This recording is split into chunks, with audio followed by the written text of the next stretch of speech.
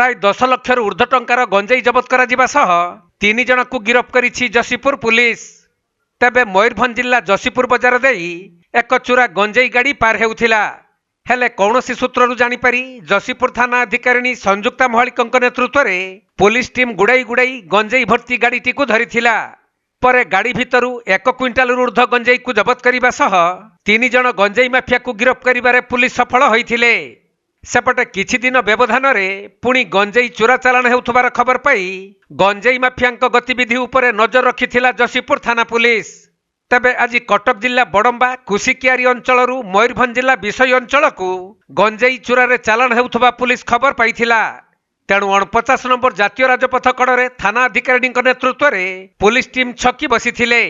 एही समय रे गंजेई माफिया गाड़ी आसिबारु पुलिस थिबार देखि माफिया माने गाड़ी बुलाई जसीपुर थाना अंगारपदा गाँ रास्तार पशि जाई फेरार हेबाकु उद्यम करिथिले।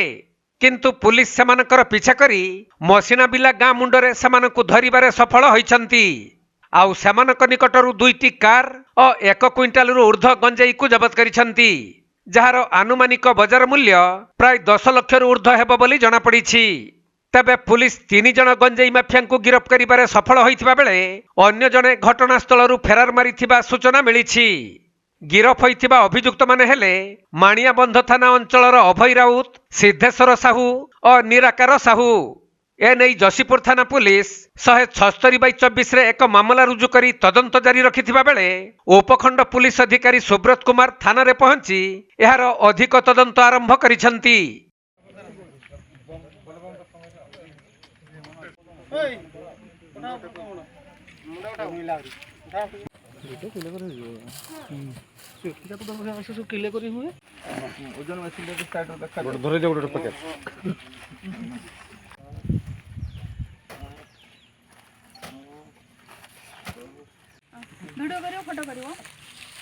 Mayurbhanj Gyanranjan Behera report, Konark live.